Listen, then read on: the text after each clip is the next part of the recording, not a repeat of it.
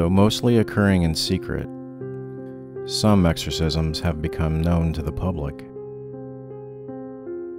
The struggle between good and evil, God and the devil, priest versus demon, have become popular entertainment. In the 1970s, one exorcism in Germany would lead to a tragic death and end in a dramatic courtroom battle. This is the story of Anneliese Michel and the events that would become the inspiration for the movie The Exorcism of Emily Rose.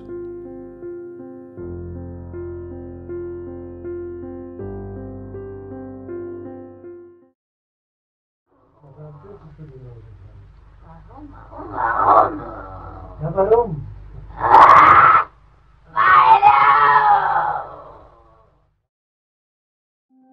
As her friends looked on helplessly, Anneliese slowly walked the grounds of her school in what they would later describe as trance-like.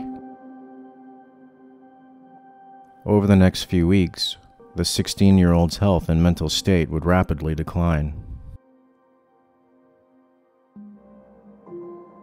Anneliese described being held down by an unseen force while she slept, seeing the faces of demons and shadows, and hearing voices. Anneliese was reported to have eaten flies, bit her family members, and ripped crucifixes off the walls. Doctors prescribed Anneliese medications for depression and epilepsy, but her mental health rapidly declined. With nowhere else to turn, her parents asked the church for help.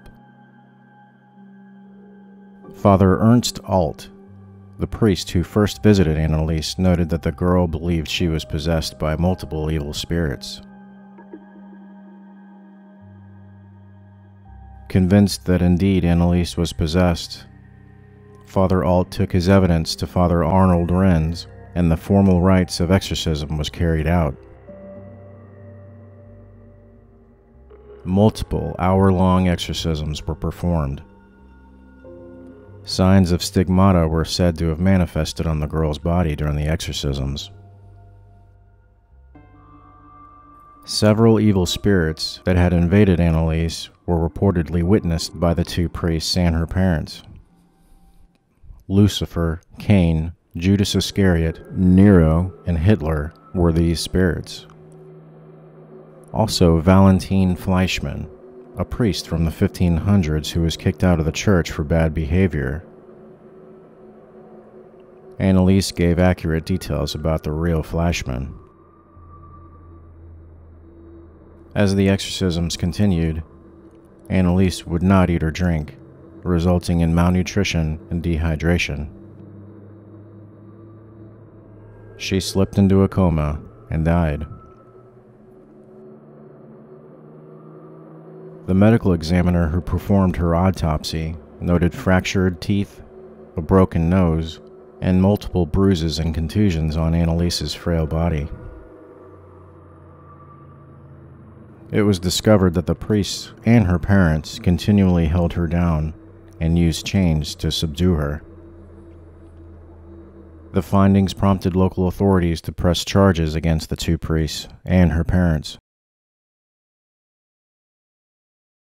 Recordings of the exorcism were played in court.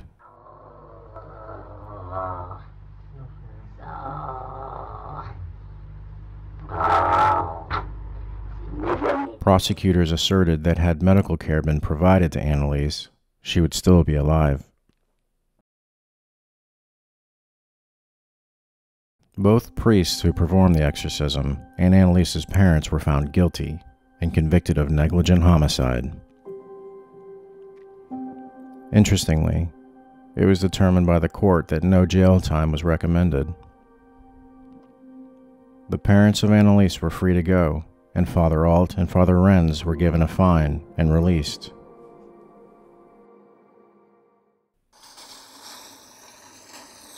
In 2013, the story of Anneliese was back in the news, as the house that she grew up in and where the events took place burned down.